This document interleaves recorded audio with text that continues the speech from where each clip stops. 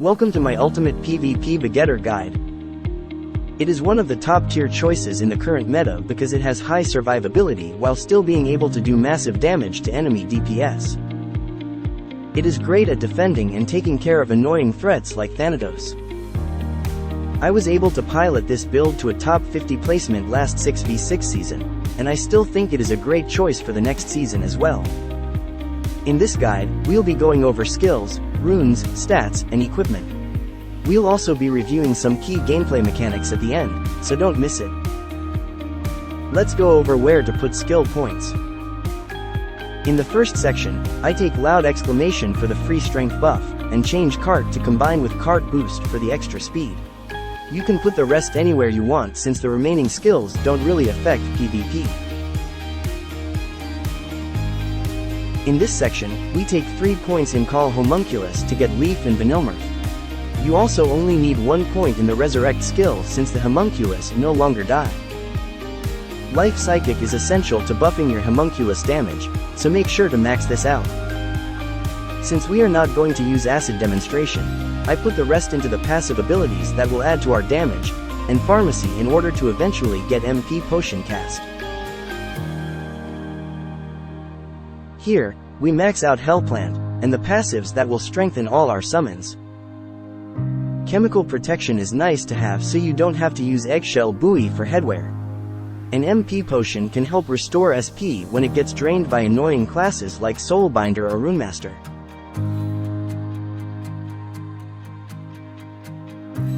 In this last section, there is some room for variability. Life Merge and Health Link are obvious choices to increase both damage and survivability. Thorn Trap and Mandragora Howling are also necessary for slowing down enemy DPS like Thanatos. I put 1 point into Demonic Fire to help proc aggro for my Homunculus. And I max out Crazy Weed in order to increase the chance of removing 2 gain effects from enemies. The rest goes into Cart Boost and Genetic Modification.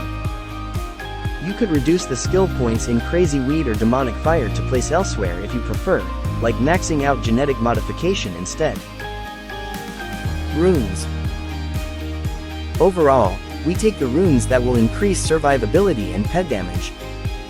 Vine Purgatory helps with Hellplant damage and range. It also allows you to summon the max amount of plants in one cast. This rune is an obvious choice. Combine this with Dark Thorn's rune in order to trigger Thorn's trap with your Hell plants, while also increasing abnormal status chance and plant damage. Void Summon rune is mandatory so that your Homunculus will not die. It's also nice to get a high roll on the other lines for more damage potential. Merging Curse is great for adding to survivability. It grants more max HP and 5% HP regeneration per second. Thorny Vine Armor is great for the extra physical damage reduction, and Flame Armor potential, especially with a lot of DPS classes running fire damage nowadays. The last rune slot is flexible. I take Life Fetter rune for the extra Homunculus attack percentage. But you can replace this with something else if you prefer. Stats. Stats are pretty straightforward. You need some agility in order to land Snare from your Hellplants. The rest, you can divide into Int and Vit for better survivability. I prioritize Int because it adds magic attack to buff my Vanilmirth, while also providing magic defense, freeze resist, larger SP pool, and other benefits. Equipment. Begetter is great for PvP since they can become very tanky while still doing decent damage through their Homunculus. In order to maximize this potential, you will need 2 sets of gears. By using Ymir Handbook, you can easily swap in equipment with high magic attack before casting your buffs in order to give Vanilmirth as high damage as possible. Then, you can swap back into your tanky set afterward to gain good survivability. Here, you can see the base magic attack of Vanilmirth before buffs. Once you apply buffs like Life Psychic and Homunculus Merge, you can see this jump into the mid 130,000. Now, let's try switching to our DPS gear and applying the same buffs. You can see the magic attack practically double. It's easy to switch back into your tank gear immediately after buffing your Homunculus. They will keep the magic attack buffs from before even after you swap your equipment. Since I am a DPS main, my tank gear isn't the most optimized. You can certainly improve the build by swapping in better headwear such as 15 Midnight Stars, Amethyst Creature, and Angry Snarl if you have it. The cards to slot into your gears are also flexible. For example, you can use Resentful Munich instead of Snakeborgin if an opponent is using dark damage. You could also use Maya or High Orc for Reflect. Reflect builds are particularly nice if you run HP Relic. For armor, I like Angeling Star because it helps resist against all the standard elements except Dark. It also gives you 30% demi-human damage reduction and 5% race damage increase. You can swap this with any of the standard array of armor cards based on your opponent. For weapon card, you can either use Incantation Samurai for more Vanilmirth damage or Spasher for more tankiness. Both are quite difficult to obtain, so just use whatever you have. Headwear is very flexible. You don't need Eggshell Buoy since you already have chemical protection to prevent gear breaking. So I focus on skill damage reduction.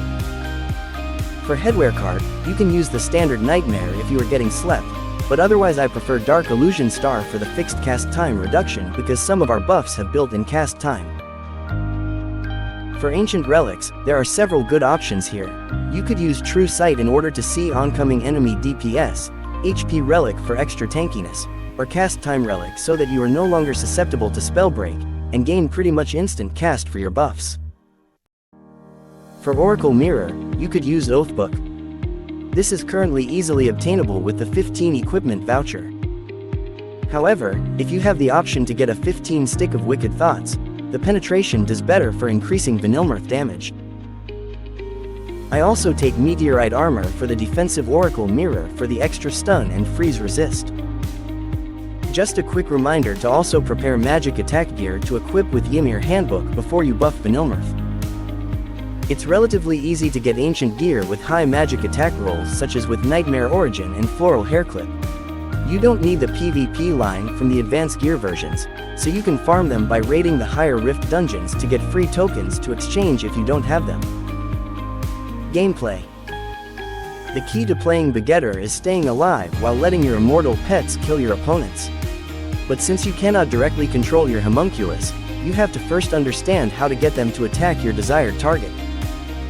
You'll see here that the homunculus will just sit there and do nothing to the enemy unless it has triggered its aggro. But if the enemy attacks you, then the homunculus will automatically move to help defend their master. So one strategy is to intentionally get hit by low damage AoE skills of key targets like Thanatos. You can proc aggro against phase 1 and 2 while dodging the more dangerous phase 3 or 4. You can also trigger aggro with some of your attack skills. I'll go over the ones I commonly use. Blood-Sucking Grass is a nice point-and-click target skill that will ensure your homunculus attack the opponent you want. It does dot damage, so it'll keep the aggro on them for a decent amount of time. Crazy Weed is another attack skill that can get your homunculus to act. However, it is much less reliable since it hits a large AoE, and therefore you cannot necessarily choose your target. The aggro also falls off much quicker than Blood-Sucking Grass. Demonic Fire is nice to use because it stays on the field for quite a long time. With only one skill point, you can throw it into an enemy stack to give another source of proccing aggro while you safely kite around.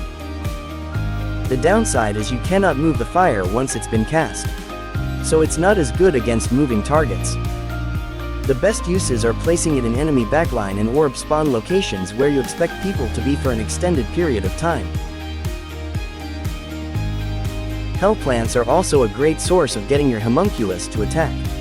If you have the third line S rune for triggering Thorn's Trap, you can root an enemy in place, which is extremely useful in giving your Vanilmirth time to kill them.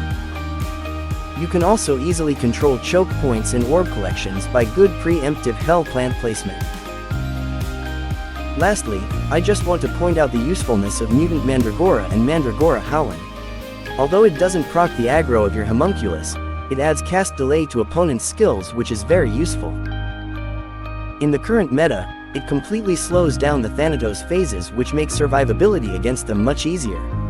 It also hurts any class that relies on quickly spamming skills. Mutant Mandragora and Mandragora Howling are one of the key reasons I think Begetters are top tier for 6 vs 6.